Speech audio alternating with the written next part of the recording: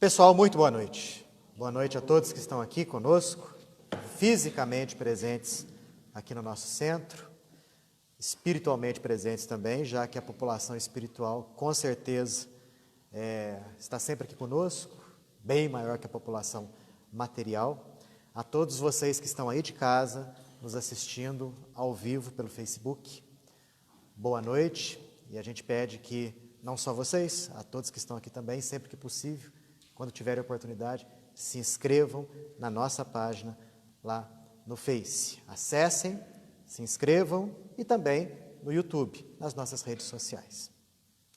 Antes da gente começar com o nosso estudo, dando continuidade à mediunidade, é sempre importante nós estabelecermos aquele momento de maior comunhão com o plano espiritual que nos rodeia. Isso se faz através da prece que deve ser uma conversa onde nós colocamos o nosso sentimento, onde nós colocamos a nossa fé, uma conversa com aqueles que são superiores a nós. É uma prece dirigida aos benfeitores, é uma prece dirigida a Jesus, dirigida a Deus. Primeiramente, ao Pai, nós agradecemos a oportunidade de estarmos aqui. Agradecemos a oportunidade da vida, as bênçãos de mais uma existência na carne, mais um dia, mourejando nas nossas tarefas diárias, nas nossas lutas cotidianas, que nos robustecem, que aceleram o nosso processo de crescimento espiritual. Que nessa noite, o alimento espiritual que vem na forma do estudo possa ser devidamente aproveitado por todos nós. Nós que temos os nossos desafios, nós que apresentamos essa ou aquela dificuldade, mas que a doutrina vem nos esclarecer acerca da vida, do porquê das situações que nós estamos vivendo, do porquê que passamos por determinadas coisas, do preparo para o futuro. Possamos todos nessa noite compreender um pouco mais acerca das lições que a doutrina nos passa. E assim, não somente angariarmos mais conhecimento, mas acima de tudo, fazer com que esse conhecimento seja o meio de nossa renovação interior, para que apliquemos isso, não somente dentro da casa espírita, com as pessoas que convivem aqui conosco, mas principalmente lá fora, no nosso dia a dia, com as pessoas conhecidas, com os amigos, com os familiares. É justamente nesse momento que nós temos que colocar em prática tudo aquilo que nós aqui estudamos. Que assim seja. Bom, pessoal, é o seguinte, nós já estamos hoje, a partir de agora, no terço final do Livro dos Médiuns. Nós começamos esse estudo, já faz aí alguns meses, e ele foi interrompido um pouquinho de tempo, por conta dessa situação que nós estamos vivendo atualmente. Retomamos, e nós estamos aí na terceira e última parte. Conforme a gente já esclareceu, a gente vem esclarecendo aí, nós não estamos estudando o Livro dos Médiuns capítulo por capítulo, 1, 2, 3, de modo sequencial. A gente optou por formar 3 blocos com assuntos correlatos, a fim de que o ensino pudesse ser passado de uma maneira mais tranquila. E aí a gente dividiu o Livro dos Médiuns em 3 partes. Na primeira, onde nós falamos a respeito do médium, propriamente dito, né? Falamos dos tipos de médiuns, da formação, falamos sobre a mediunidade, o papel dos médiuns, a mediunidade nos animais, falamos da obsessão. Foi o primeiro bloco, o primeiro terço. A segunda parte, que nós encerramos sexta-feira passada, diz respeito à mediunidade em si. Então, nós falamos muito a respeito de mediunidade de efeitos físicos, mediunidade de efeitos inteligentes, e também nós inserimos aí a questão do animismo, onde falamos muita coisa a respeito de psicometria, desdobramento, dupla vista, sonambulismo, levitação, bicorporeidade. Hoje nós vamos falar a respeito de reuniões mediúnicas. Então, notaram como é que funciona o negócio? Primeiro bloco, médium. Segundo, mediunidade. E terceiro, a reunião mediúnica, que é onde o médium vai aplicar tudo aquilo que ele é, tudo aquilo que ele aprendeu. E é o que a gente vai começar a partir de hoje a falar. Daniel, quando acabar o estudo do Livro dos Médiuns, o que você vai fazer? Nós vamos adotar o estudo de alguma obra de André Luiz.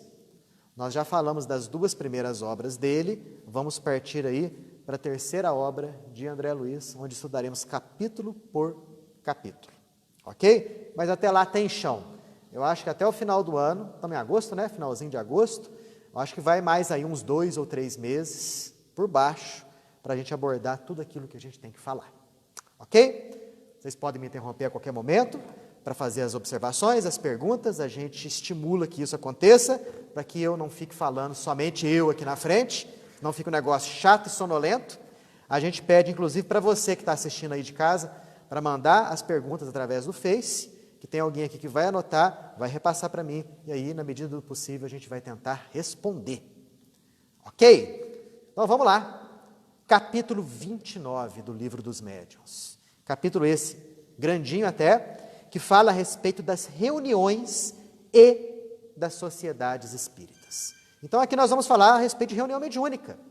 Os tipos de reunião mediúnica, as características de cada reunião mediúnica, o que ela pode passar para a gente, o que a gente pode aurir de conhecimentos ou não nesses diversos tipos. Nossa, tem tipos de reunião mediúnica? Tem. Basicamente, 3 tipos que Kardec coloca aqui para nós. Mas antes dele falar dos 3 tipos, ele aborda a questão das vantagens das reuniões espíritas. E eu acho que aqui ele está falando não somente das reuniões mediúnicas propriamente ditas, mas também das reuniões espíritas de modo geral. Como essa que a gente está fazendo aqui nesse exato momento. Que é uma reunião espírita? É, só que não é uma reunião mediúnica. É uma reunião de estudos. Qual seria uma vantagem de reunião de estudos? A gente adquire o que aqui? Conhecimento. A gente aprende, a gente se sente esclarecido pela troca de ideias, pela troca de observações, pelas questões que nelas surgem. Isso acontece não somente nas reuniões abertas, como essas de palestra, de estudo, mas também nas reuniões mediúnicas, nas chamadas reuniões fechadas, onde que, dependendo do tipo e nível de reunião, muita coisa boa a gente pode aprender, muito conhecimento ali a gente pode aurir. Então, esse é o objetivo, ganhar conhecimento, esclarecimento. Nunca podemos deixar esse objetivo aí a perder de vista, de modo algum. O objetivo nosso em vir ao centro é o esclarecimento, ganhar conhecimento. E para que ganhar conhecimento? Para ficar mostrando para os outros que a gente tem conhecimento? Não. A gente ganha conhecimento com o objetivo de renovar o nosso ser. É isso que nós temos que colocar na nossa cabeça. A partir do momento que nós adentramos a doutrina, nós assinamos um compromisso de responsabilidade com a nossa evolução espiritual. Um compromisso, né? Quase que um contrato ali. Claro que a gente não assina papel nenhum, mas a partir daquele momento a nossa consciência começa a nos cobrar a respeito de atitudes que nós não deveríamos estar tendo mais, mas que estamos tendo. A respeito de certas condutas, né, que deveríamos ter e aí, por enquanto, não estamos tendo. Então, o objetivo máximo é ganhar o conhecimento, porque isso daí o próprio Cristo já havia nos alertado, nos ensinado. Conhecereis a verdade, e a verdade vos libertará. Porque é verdade, pessoal, a ignorância responde por boa parte das nossas condutas equivocadas, se não for por todas elas. Muitos de nós erramos, e nós todos erramos, por conta da ignorância dos mecanismos da vida. Então, a gente está fazendo o que aqui? Aprendendo. Isso aí é o que a gente ganha em frequentar o centro. Bom, mas para ganhar esse esclarecimento, obviamente, e aí Kardec já começa a puxar um pouquinho mais para as reuniões mediúnicas, há necessidade de que algumas condições especiais sejam preenchidas. Porque uma reunião mediúnica não é como as reuniões comuns. Não é como uma reunião dessa de estudos. Ou não é como qualquer outra reunião que nós fazemos aí no mundo lá fora. Muito pelo contrário. Existem condições que devem ser preenchidas. E Kardec fala aqui, pela primeira vez, algo que ele vai repetir também nesse capítulo, que uma reunião é um todo coletivo. Uma reunião é formada por pessoas que estão ali presentes, naquele ambiente, para fazer determinado tipo de coisa. Então, a força de uma reunião está exatamente na somatória das forças dos membros daquela reunião. Quando eu falo em forças, eu estou falando em conhecimento. Quando eu falo em forças, eu estou falando do aspecto moral também, que é uma coisa que nós vamos falar bastante aqui. Cada reunião tem as suas características. E ele coloca aqui 3 tipos de reunião espírita. O primeiro tipo, ele coloca aqui como sendo as chamadas reuniões frívolas. O que é uma coisa frívola? É justamente o oposto daquilo que é sério. Isso acontecia muito na época de Kardec. E ainda nos dias de hoje, creio eu, isso continua a acontecer em algum momento, em algum local. As pessoas se reúnem numa reunião mediúnica frívola, justamente para entrar em contato com o plano espiritual, com o objetivo de diversão. Nada mais além disso. E aí, que tipo de diversão, Daniel? Perguntar para os espíritos, o que eu tenho aqui dentro do meu bolso? Qual que é a minha idade? Qual é a cor daquela roupa que eu deixei em cima da minha cama lá em casa? E coisas desse tipo. Existem pessoas que se reúnem para acessar o plano espiritual usando a mediunidade com esse objetivo muito pouco sério. Perguntas e observações sobre banalidades. Essas pessoas só veem o lado divertido das reuniões mediúnicas. E mais nada. Nossa, mas os espíritos respondem? Claro. Aí vem a pergunta, que tipo de espírito que responde a esse tipo de perguntinha? Os espíritos que gostam de fazer graça, que gostam de fazer gracinha. Nossa, mas existem esses espíritos? Claro que existe, pessoal, óbvio. Assim como na nossa sociedade, tem pessoas que não levam nada a sério, tudo na base do gracejo, da diversão, da brincadeira. Quando essa pessoa desencarna, ela não vai mudar, não vai virar sábia da noite para o dia, de modo algum. E é interessante que a gente entenda isso. Não é pelo fato de uma reunião ser mediúnica que automaticamente os bons espíritos já estão lá postos, presentes, a fim de que eles possam dar suas instruções. Não, depende muito das intenções das pessoas que estão fazendo parte daquela reunião. Então, se um grupo se reúne com o objetivo de diversão, você acha que os espíritos bons, sábios, elevados, vão comparecer lá? Nunca, de jeito nenhum. Talvez, uma única vez, eles possam lá dar a comunicação através de um médium, exortando aquele pessoal a fazer algo mais sério. Mas, quando eles não são ouvidos, eles não forçam a barra. Os bons espíritos são assim, os espíritos superiores são dessa forma. Eles não impõem, eles vêm, eles jogam a ideia deles, eles exortam alguma coisa positiva. Se eles não são ouvidos, eles se retiram. E o campo fica aberto à ação desse tipo de pessoal aqui, desses espíritos que fazem gracejo, que querem saber futilidades. Normalmente, essas reuniões, elas não têm grandes consequências. Normalmente, não. Agora, há situações em que uma reunião como essa, pode gerar algum tipo de problema para a pessoa. Como na famosa brincadeira do copo, que a gente já abordou aqui inúmeras vezes. Todo mundo aqui conhece a brincadeira do copo. Todo mundo se reúne lá para fazer o que na brincadeira do copo? O próprio nome fala, brincadeira do copo. Para fazer perguntas desse tipo. Existe algum tesouro enterrado no meu quintal? Eu vou arrumar o meu príncipe encantado amanhã? Qual vai ser o dia da minha morte? Quer dizer, gente, que tipo de espírito que responde essa pergunta? Espíritos levianos, que fazem graça, né? E muitos deles lá gostam de pregar peça, e falam lá que quem está respondendo é o diabo, é o capeta. Aí que o negócio pode pegar, por quê? Porque as pessoas podem ficar muito impressionadas por isso. E o medo perturba muito. Haja visto o que nós estamos vendo aí nos dias de hoje, né? O pânico que está tomando conta de muitas pessoas. Isso acaba com a saúde mental e, por tabela, acaba com a saúde física também. Então, essas reuniões frívolas, obviamente, o objetivo delas é só gracinha? Só gracinha. Nada mais do que isso. Um segundo tipo de reunião são as chamadas reuniões experimentais, onde as pessoas se reúnem para a produção de manifestações físicas. São mais um espetáculo do que instrução. Os objetos se movem, as cadeiras se mexem, etc e tal, né? Sons e por aí vai. Luzes que surgem do nada, fenômenos de efeito físico. Nossa, mas são reuniões que realmente podem convencer pessoas? Pode. Algumas pessoas vão lá para essas reuniões com esse objetivo, de serem convencidas acerca da realidade espiritual. Só que tem um detalhezinho. Se um indivíduo chegar numa reunião de efeitos físicos, como essa, que está sendo descrita aqui, sem conhecer patavina do mundo espiritual, sem ter nenhum conhecimento de espiritismo, Kardec fala, de cada 10, 9 saem mais incrédulas do que antes. Por quê? Eles vão ver fenômenos físicos ali, para os quais ele não tem uma explicação básica. Qual é a primeira coisa que vai vir na cabeça dele? Charlatanismo.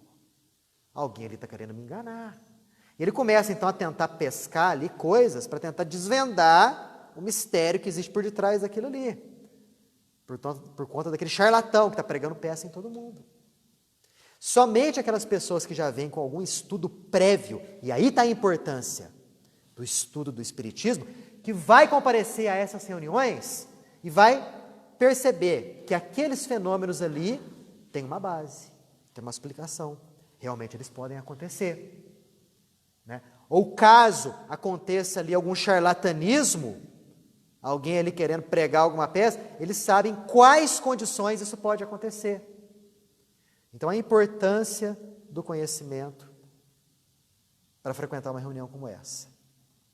Né? Mas Kardec fala que essas reuniões tiveram uma importância capital no início da doutrina. Por quê? Foi justamente a partir das reuniões experimentais, a partir dessas reuniões, que o conhecimento do plano espiritual começou a ser construído.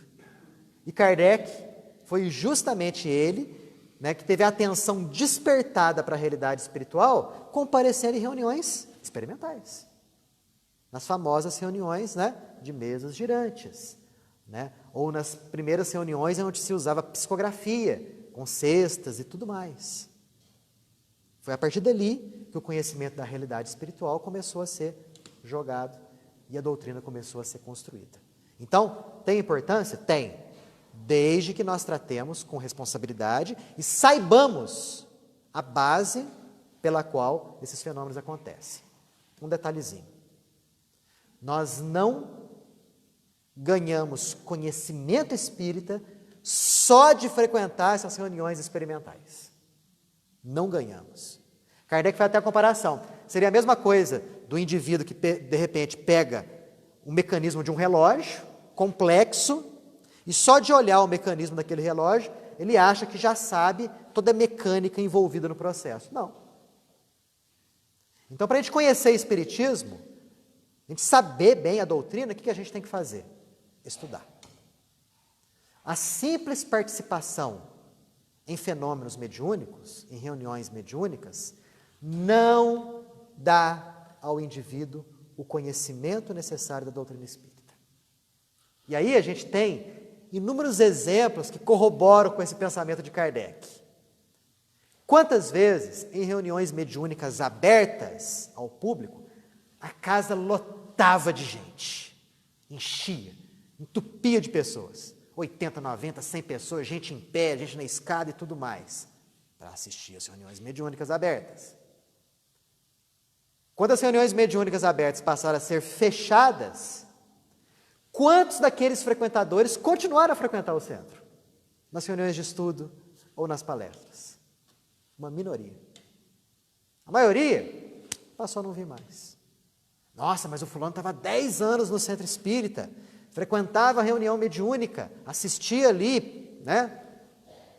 Frequentemente, mas não aprendeu nada de doutrina. A gente aprende espiritismo estudando. E não há meio melhor de aprender espiritismo senão estudando Kardec. As outras obras são fantásticas, são fantásticas. As obras de Leon Denis, de Gabriel Delane, de Ernesto Bozano, né? As obras aí que vieram através da psicografia do Chico, André Luiz, Emmanuel, daquelas da psicografia do Divaldo, né? Manuel Filomeno de Miranda. Enfim, tem muita coisa boa por aí. Mas Kardec é a raiz. Kardec é a base. Para entender espiritismo, temos que estudar Kardec. Né? Porque aí pode ser que aconteçam coisas na nossa existência, e acontecem frequentemente, para abalar a nossa fé, para abalar a nossa convicção. E a partir do momento que você tem uma fé inabalável, uma convicção bastante firme nos mecanismos, no conhecimento dos mecanismos da vida, você não abandona a doutrina. E ganha fé, confiança, para passar por aquele momento tormentoso. Bom, antes de nós passarmos para a terceira categoria, e mais importante, que são as reuniões instrutivas, perguntas, observações, comentários. Então vamos tocar o barco. Olha aí. O próprio nome já diz tudo. Reuniões instrutivas. São aquelas reuniões onde a gente ganha conhecimento. Tem um caráter muito diverso das duas anteriores. Nelas aurimos o verdadeiro ensinamento. São nelas que os bons espíritos se comunicam, que eles vêm dar as lições, os ensinamentos. Daniel, é só a gente se reunir, né, e estabelecer, essa vai ser uma reunião instrutiva para os espíritos benfeitores aparecerem? Se fosse fácil assim, seria uma maravilha, né? A gente forma um grupinho aqui de 10, 15 pessoas, né, coloca até em ata, né? Essa reunião é uma reunião instrutiva para os bons espíritos aparecerem. A coisa não é fácil assim, não. Não é assim. Temos que preencher algumas condições a fim de que os bons espíritos apareçam. Não, Daniel, mas a gente está fazendo a reunião mediúnica no centro espírita. Está lá escrito ali, ó, Centro Espírita Vinhas do Senhor. Né? Vai aparecer bons espíritos. Não é garantia, não. Não. Tudo depende daquelas pessoas que estão fazendo parte daquela reunião. Kardec não falou que a reunião é um todo coletivo? Que uma reunião é a somatória das forças e das características das pessoas que fazem parte dela? Pois bem, se nós não estivermos em condições propícias e específicas, eu posso colocar em ata, né? Posso fazer lei que a minha reunião é uma reunião instrutiva, que ela não vai ser. No capítulo de número 21, Kardec fala a respeito da influência do meio para o exercício da mediunidade. E ele fala uma coisa que para nós é de uma importância fantástica. Não somente em termos de mediunidade, mas no nosso dia a dia. Todos nós somos, aliás, aquele foco em que ao redor de nós existem espíritos que nos acompanham, estão junto de nós. Existem espíritos que se afinizam conosco, com a nossa maneira de pensar, de agir, de ser, de sentir. É um verdadeiro cortejo que está presente em nosso redor. Né? Alguns mais a miúde, outros vêm e voltam, de acordo com as circunstâncias do momento, mas nós temos ao nosso redor espíritos que se sintonizam com a nossa maneira de ser. Então, se numa reunião mediúnica comparecerem participantes, médiuns, doutrinadores, cujas condições morais não são adequadas, que tipo de espíritos vão estar rodeando esse indivíduo? Não vão ser espíritos de altíssimo gabarito, de altíssimo nível? Não. Serão pessoas mais prejudiciais do que qualquer outra coisa. Vão atrapalhar o bom andamento da reunião. Então é importantíssimo que nós tenhamos em mente a questão das condições íntimas, interiores.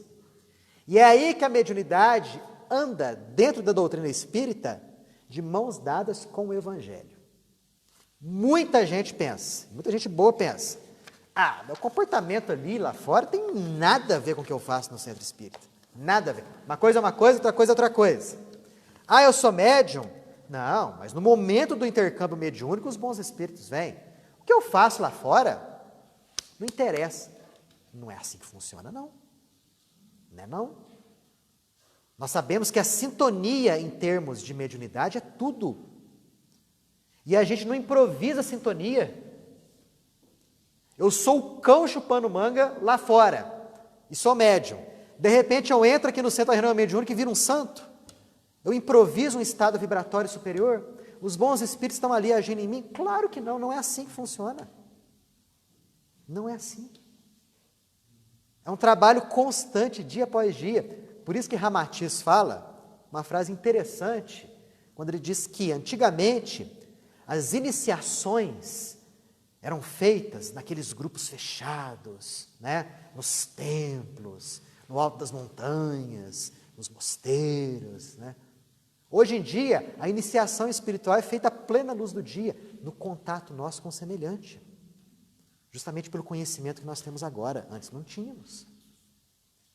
Então o processo de crescimento nosso como médiuns e como seres humanos tem que estar juntinho ali. Espiritismo, aliás, mediunidade sem evangelho é como um carro sem freio. Um carro sem freio. Que caminha ali rumo ao abismo. É uma coisa que devemos ter sempre na nossa cabeça.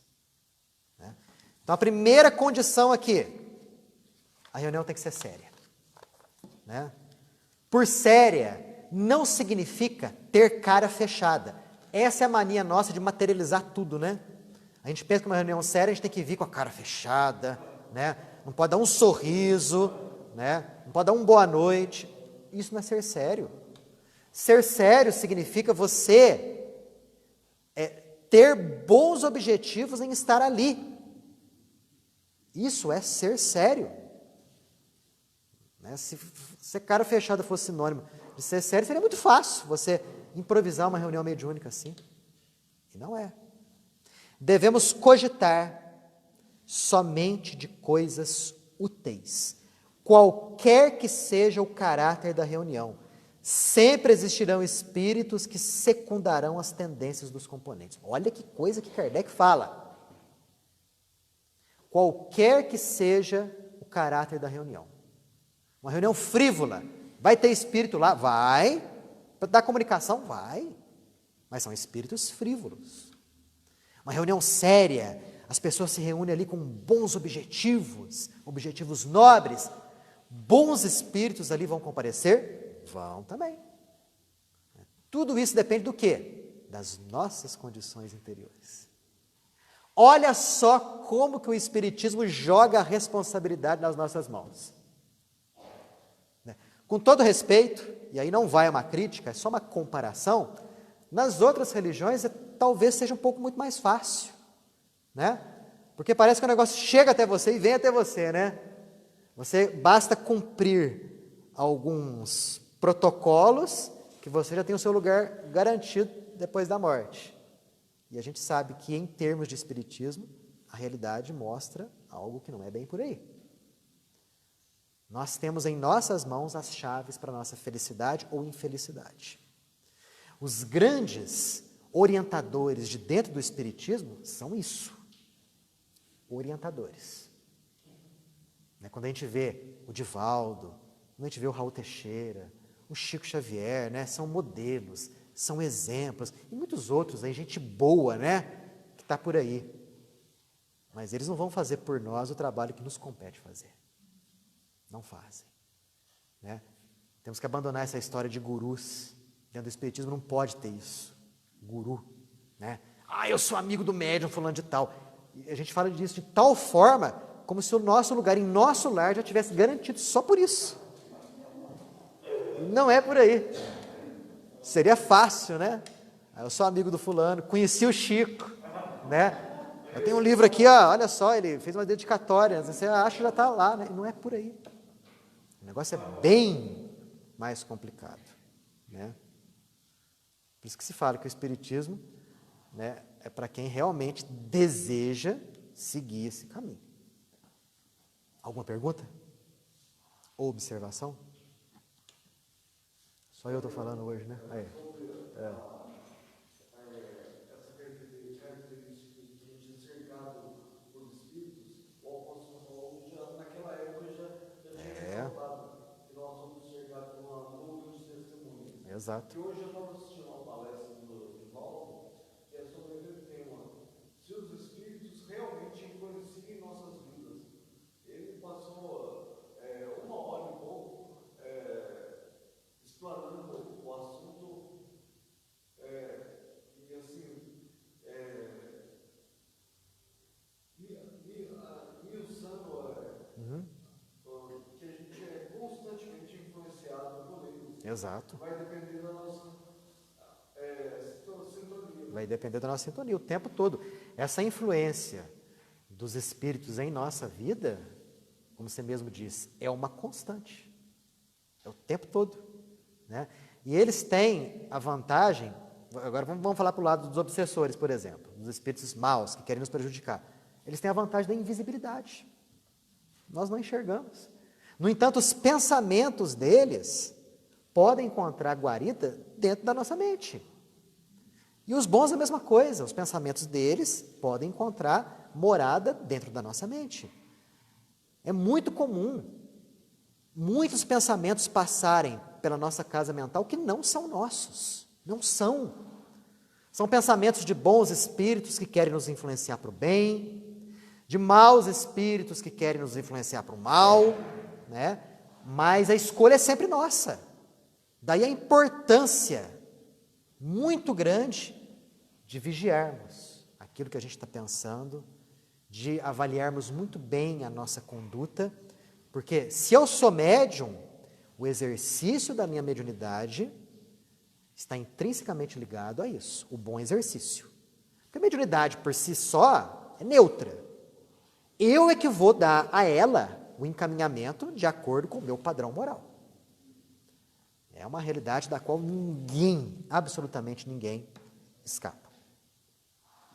Pode falar. Nas reuniões frívolas, então nós sabemos os espíritos frívolos. Mas existe uma proteção do espírito puro para essas reuniões ou fica à vontade? Olha, o que vai acontecer é o seguinte, tudo depende do caráter daquelas pessoas que estão ali fazendo parte daquela reunião. Tudo depende disso daí, né? Pode ser que os mentores estejam ali presentes, né, protegendo os seus pupilos que ali estão, participando daquela reunião. Pode ser que eles estejam ali presentes. Mas aqui Kardec muito aborda o lado das comunicações. Que os espíritos superiores, eles não perdem o tempo em jogar uma explicação, uma orientação, uma exortação, num meio onde aquilo lá não é buscado. Né? Obviamente, eles não perdem tempo com isso. E aí talvez seja necessário que haja um choque naquelas pessoas, um baque naquelas pessoas, a fim de que elas possam com isso despertar para algo mais nobre, para aí sim buscar uma reunião mais elevada, né? Como uma reunião instrutiva. Bom, nessas reuniões, como o próprio nome está dizendo, acontece o ensinamento. O ensinamento não somente moral, mas também o estudo dos fatos. Quais fatos? Os fatos que surgem da vida. Os fatos tanto relacionados com os fenômenos físicos, quanto das manifestações inteligentes.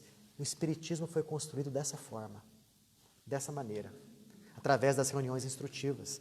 Os benfeitores vinham, mostravam determinado tipo de fato, explicavam alguma situação, aconteciam as evocações, e aí o Espiritismo aos poucos foi sendo construído com base justamente nessas reuniões instrutivas.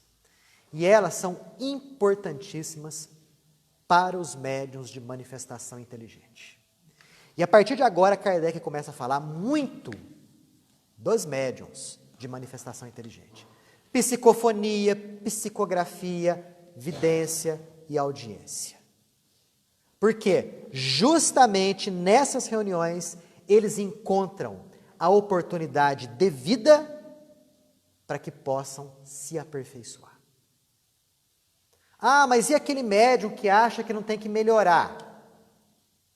Esse médium vai ser mais fonte de tropeço do que de auxílio em uma reunião instrutiva. O médium é um indivíduo que tem que colocar na cabeça que ele tem que se aperfeiçoar e melhorar sempre. E ele tem que buscar uma reunião como essa com o objetivo de crescer espiritualmente, de crescer como médium. De, inclusive, pedir aos participantes da reunião que eles possam dar as suas opiniões a respeito, por exemplo, daquele texto que ele psicografou, ou a respeito daquela fala que o Espírito fez através dele, para que ele possa ser orientado nos seus trejeitos, na sua maneira de manifestar-se mediunicamente. Porque o que os obsessores não querem de jeito nenhum é que esse médium frequente uma reunião instrutiva. O que eles mais querem é afastar o médium de uma reunião desse tipo. Uma reunião que pode esclarecer, uma reunião que pode abrir a cabeça do médium. O que eles querem? Afastá-lo disso. De preferência, mantê-lo sozinho, isolado. E os obsessores vão ao ponto de fazer com que esse médium, que está totalmente iludido a respeito das suas capacidades, daquilo que obtém, que ele tome raiva e desprezo pelas pessoas que podem auxiliá-lo, que podem abrir o seu pensamento, podem abrir a sua cabeça. Tem uma pergunta aqui, pode ler para nós. A pessoa está perguntando assim, qual o sentido de sintonizar apenas com os espíritos bons, sendo que esses não precisam de ajuda? Qual o sentido de nós nos sintonizarmos somente com os espíritos bons, porque eles não precisam de ajuda? Perfeito, maravilha. Qual que é a resposta para essa pergunta aí? Aquele que tem mais, ou que é mais, auxilia aquele que tem menos. Então, para que os bons espíritos vão para uma reunião mediúnica? Com o objetivo de auxiliar. De nos auxiliar, de auxiliar os espíritos de baixo nível que estão ali presentes, os sofredores, os infelizes. Os bons, os sábios vêm, dão as suas orientações, dão as suas instruções. E eles são bons, mas também não são perfeitos. É justamente nessa prática deles em que eles também crescem, em que eles aperfeiçoam a sua sabedoria, o seu conhecimento, né? Exercitam a paciência, exercitam a tolerância. Então, em uma reunião equilibrada, todos ganham. Os médiuns ganham, os outros participantes ganham, os benfeitores espirituais ganham, os sofredores que são atendidos ali ganham também. Ok? Fala. Os espíritos, eles têm a capacidade de olhar para um encarnado e identificar assim na hora, falar, ó, esse é médio ostensivo, ou esse não é. Boa pergunta. Se os espíritos têm aquela capacidade de olhar para o encarnado e pensar e perceber, ó, esse vai ser um médium ostensivo, médium de psicografia, né? Ah, não, esse daqui não vai ser não, vai ser um médium de efeitos físicos. E esse daqui, ou esse aí realmente não vai desenvolver mediunidade nenhuma. Aqueles espíritos que têm um certo treinamento nessa área, eles têm essa capacidade sim. Realmente eles têm. Não é todo desencarnado que tem essa capacidade. Se você pegar, por exemplo, os espíritos infelizes, sofredores, eles estão envolvidos no seu sofrimento, que eles não têm esse tipo de capacidade de olhar para alguém e falar assim, ó, esse daí vai ser um médium de efeito físico, ou esse é um médium de psicografia. Né? Eles podem até ser atraídos para o campo vital desse médium, mas por uma questão totalmente magnética, energética, a fim de se sentirem melhor, né? Ou até de darem alguma comunicação. Os espíritos trevosos, se eles tiverem treinamento para isso, conhecimento para isso, eles também podem identificar. Né? E os espíritos superiores, principalmente aqueles envolvidos nessa área, eles têm. Existe um aparelho, sabia? Chamado psicoscópio. Esse aparelho psicoscópio está descrito numa das obras de André Luiz, Missionários da Luz? Missionários, ou não? Não. Nos domínios da mediunidade. Isso, exatamente. Está lá o psicoscópio. É um aparelhinho, né, que é utilizado para verificar o padrão da aura de cada indivíduo encarnado e, através daquele padrão, verificar qual que é o alcance dele como médium, né? Que tipo de mediunidade ele tem, até onde ele pode, né, dar o proveito dele. Um aparelho chamado psicoscópio. Ainda vai ser inventado aqui na Terra, daqui a alguns séculos. Vai demorar um pouquinho, mas vai, uns 500 anos, mas vai. Né? Então varia de espírito para espírito. Olhar para um sujeito encarnado e saber, não, esse daí é médium de efeitos físicos, esse daí é psicografia, psicofonia, ou não vai desenvolver mediunidade nenhuma. Né? Fala. A glândula pituitária, ou pineal, ela, no plano espiritual, o espírito não dá para perceber ela encarnada? Sim, mas ele tem que ter um treinamento para isso. Né? Quando a gente vê o André Luiz aprendendo sobre mediunidade, ele é cru no assunto. Tem que ter um mentor ali, Aulos, Alexandre, né, que vai explicando para ele e para Hilário, que está no mesmo nível de André, a respeito dos mecanismos da mediunidade, como que funciona, olha a glândula pineal, para que serve. É um verdadeiro ensinamento, um verdadeiro aprendizado. Né? A gente pensa que talvez, né, o espírito desencarne e de repente adquira um conhecimento de muita coisa. Não é por aí, né? Sim.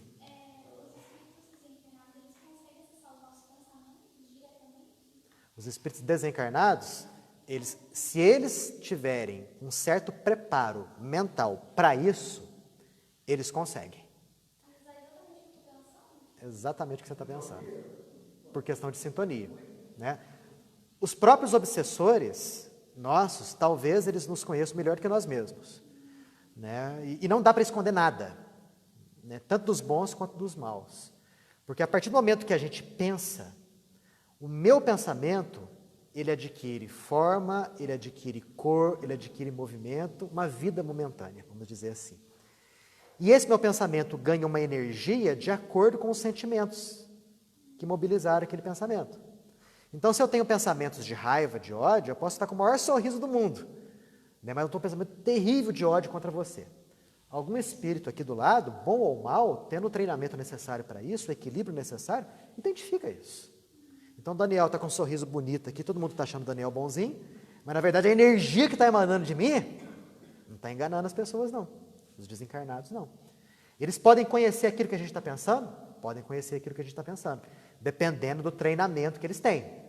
Porque é necessário um certo padrão de desenvolvimento mental para eles acessarem os pensamentos que nós estamos formulando. Isso, os pensamentos nítidos, né? Não é qualquer um. Mas tanto os bons quanto os maus, dependendo do treinamento, eles conseguem sim. Por isso que não dá para esconder, né? Daí que vem, como você mesmo disse, Antônio Carlos, a questão da multidão, da nuvem de testemunhas. Não dá para esconder. Né? A gente tem um verniz social, que a gente usa no nosso dia a dia e tal mais. Né? Agora, com os nossos acompanhantes desencarnados, não temos como fingir nada, rigorosamente nada. Só um segundinho.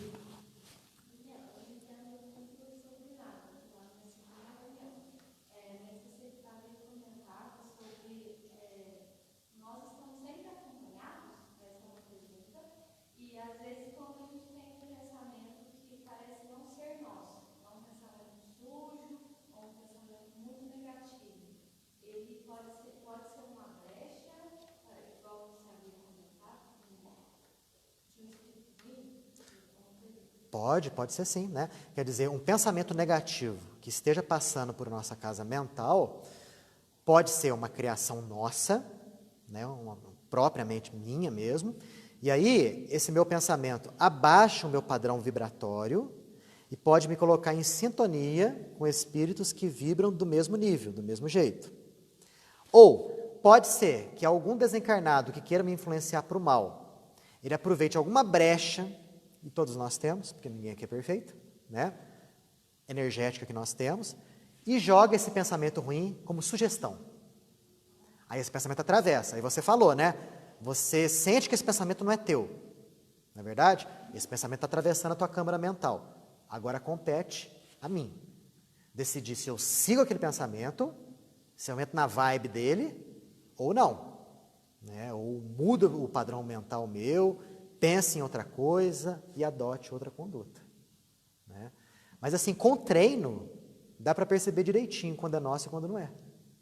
Os orientais, eles têm maior facilidade, talvez, do que nós, porque eles são muito dados à meditação. Né? E aqueles que fazem yoga, outras técnicas aí que favorecem a maior concentração, dá para a gente perceber direitinho que aquele pensamento que está passando pela nossa mente é nosso, ou não é. Mas pode sim, viu? Daniel, um livro que menciona bem esse poder psíquico de alguns espíritos é a libertação. É, libertação. É. O Fúrio, aquele que foi ajudar o André Luiz, parece, em regiões assim, abissais, ele registrava o pensamento daqueles integrantes. Ah, sim, claro. Por quê? Porque é um espírito já de um gabarito maior, né, com um padrão de educação mental grande, com treinamento para isso, e somado ao padrão moral dele. Né? Isso daí facilitava muito a ele entrar em contato e registrar o pensamento. Né? As brechas que ela estava comentando, e a influência espiritual, a televisão é um equipamento ideal para te deixar com brechas, porque começa a exalar notícias pavorosas de assassinato, mortes e outras coisas mais, que às vezes você tem no seu subconsciente espiritual coisas que você já fez no passado. E você se sintoniza com aquilo, claro. Você vê no final, você volta àquele sentimento de pavor do passado. E a espiritualidade que está a fim de te prejudicar, acessa essa brecha. Mas não é só televisão não, Antônio Carlos. Qualquer coisa que a gente entra em contato com televisão, é notícia em jornal, é o celular, né, que o Sr. Gilberto falou agora há pouco ali. São as pessoas, o nível de conversação que nós temos com algumas pessoas que estão ao nosso redor. Né? Tudo isso é energia. Tudo isso a gente pode pegar para nós e aí modificar o nosso padrão mental ou não. Daí a importância da seleção, né, criteriosa de tudo aquilo que chega até nós. Porque se eu quero crescer espiritualmente, eu não posso adotar o mesmo padrão de conduta que eu adotei de uns anos, né, daqui para trás.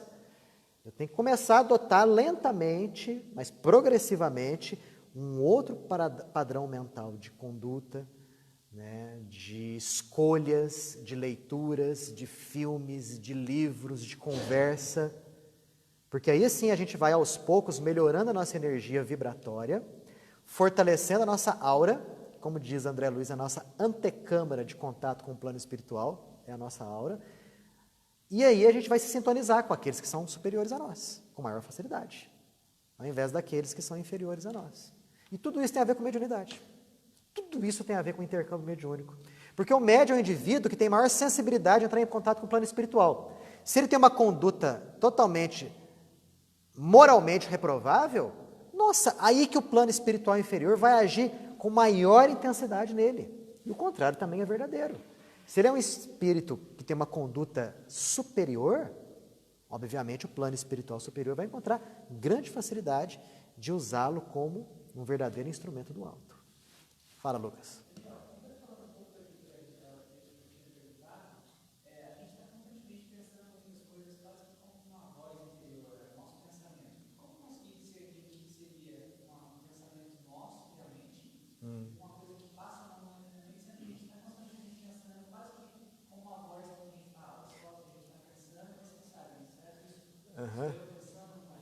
É justamente, Lucas, a falta de treinamento que nós temos. Porque, infelizmente, ao invés de nós domarmos a nossa mente, parece que é a mente que nos doma. A partir do momento que a gente travar contato com essa realidade, que nós temos a condição de domar esse corcel, esse cavalo, vamos dizer assim, que é a nossa mente, nós vamos passar a identificar com clareza e com nitidez se aquele pensamento eu formulei ou não, veio de fora. Mas lá no Livro dos Espíritos, quando Kardec pergunta isso, os espíritos respondem. Quando algum espírito está jogando algum pensamento na tua casa mental, é como uma voz que vos fala. Então é como se fosse uma coisa que surge do nada. É algo espontâneo. Você não fez força para produzir e gerar aquele pensamento. Talvez por aí você encontre um caminho para começar a diferenciar se é seu ou não é. Mas olha, é tudo questão de treinamento.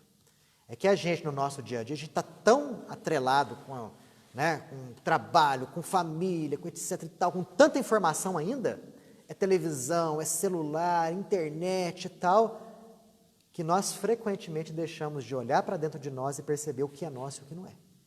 Isso é ruim. Por que isso é ruim? Porque aí a gente passa a ser joguete. E quando a nossa sintonia está ruim, somos fáceis de sermos influenciados por aqueles que querem o nosso mal. Fala, seu Danilo.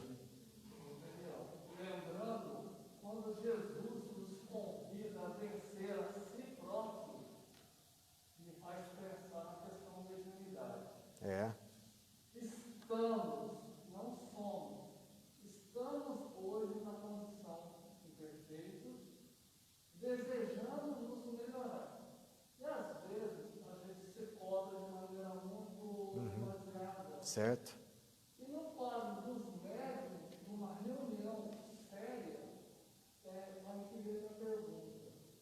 A gente sabe que a efetividade do atendimento daqueles irmãos nossos que estão ali para serem amparados, e os médicos ali, como co-participantes, né, de toda uma estrutura já previamente preparada no espiritual,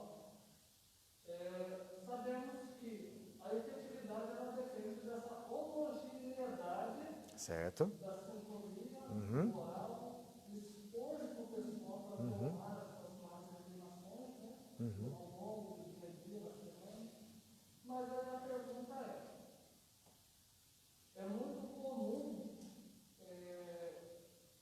tendo em vista, às vezes, aqueles nossos irmãozinhos que persistem em ideias equivocadas, que desejam atrapalhar a eficácia do atendimento mediúnico, projetar na mente dos médicos pensamentos de distrações. Certo?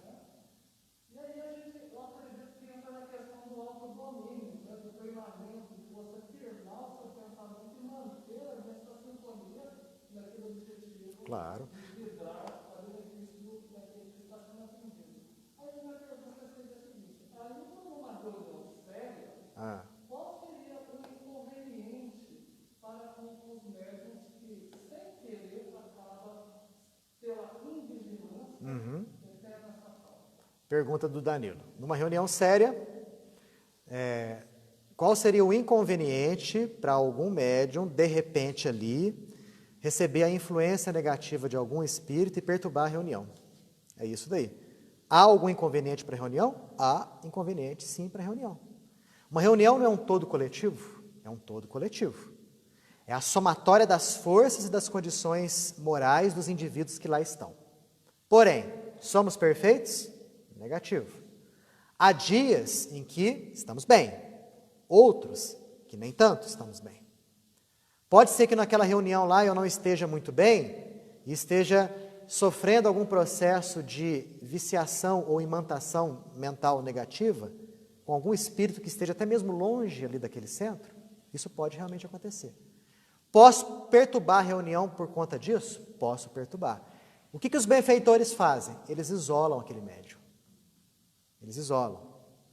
Tá? Nós temos na obra, não sei se é nos Domínios, Missionários da Luz, a questão de uma reunião de materialização de espíritos. Mas tem outra uma reunião E que... da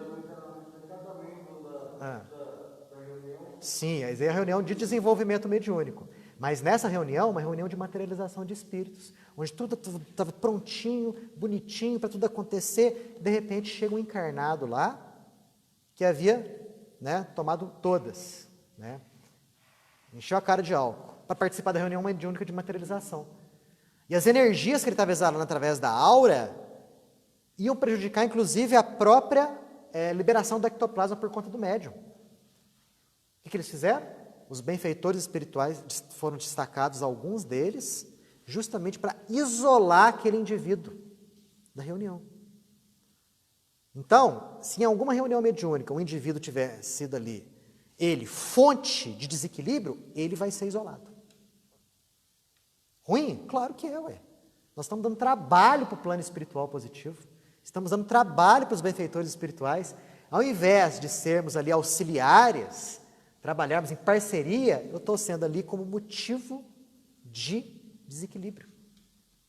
Por isso que Kardec fala aqui, na imperiosa necessidade do médium buscar humildemente conhecer a si próprio, pedir para os componentes da reunião para avaliarem o seu comportamento ali como médium, avaliarem o teor das comunicações que ele recebe. Ele não pode ter medo e nem raiva de receber orientações ou críticas, observações. Kardec fala aqui, todo médium que teme esse tipo de análise já está no caminho da obsessão. Se ele toma mal as observações, se ele se irrita com elas, não há dúvidas acerca da natureza dos espíritos que o assistem. Olha só, que regrinha interessante para aqueles que participam de reunião mediúnica. Nosso fulano lá, se eu fizer alguma observação daquela psicografia que ele está fazendo, nossa, ele fecha a cara para mim. Pode ter certeza. Se ele fecha a cara para você, está sob a influência de algum espírito obsessor. Mesmo porque não tem sentido. Se ele está psicografando, aquilo ali não é dele, é do espírito. Então a crítica não é para ele, a crítica é para o espírito, né? E se ele toma isso a mal, se ele fecha a cara, leva confusão e se afasta, problema dele. Kardec ali é categórico em afirmar que um médium desse tipo não deve fazer parte de grupo mediúnico. Não deve, tem que ser afastado. Tem que ser afastado. Ele tem que ser tratado primeiro. Ele tem que ser tratado a respeito da sua obsessão, para depois, equilibrado, voltar a fazer parte de um grupo mediúnico. Então, se você faz uma observação a respeito de algum médium, da faculdade mediúnica dele, né, e ele fizer cara feia para você, meu amigo, pode ficar com o pé atrás com relação a esse médium. Pode ficar, né? Ou se você lança um elogio ali e se acha todo, né, a última bolacha do pacote, fica com o pé atrás também. Mas, sexta-feira que vem, a gente comenta muito mais a respeito da questão do médium e da reunião mediúnica. Ok? O que a gente vai fazer agora? Vamos fazer a nossa prece final, que vai servir não somente para todos que estamos aqui, mas para todos que estão aí em casa. Já que os bons pensamentos, as boas ideias, as boas intenções atraem as boas influências, peçamos humildemente ao Pai que fortaleça em nós essa vontade de melhorar sempre. Obviamente, estamos ainda longe da perfeição. Não há médium perfeito aqui na face da terra. O único que pisou aqui foi Jesus. Todos nós temos as nossas dificuldades, os nossos problemas. Todos somos oriundos de um passado que, por enquanto, se encontra apagado da nossa memória, mas que nos influencia constantemente. Temos defeitos, temos dificuldades, temos problemas, temos vícios. O que faz com que os bons espíritos se simpatizem conosco é justamente um movimento nosso. E qual é esse movimento? É aceitar a nossa inferioridade, identificar quais são os pontos fracos e buscar trabalhar neles para vencê-los.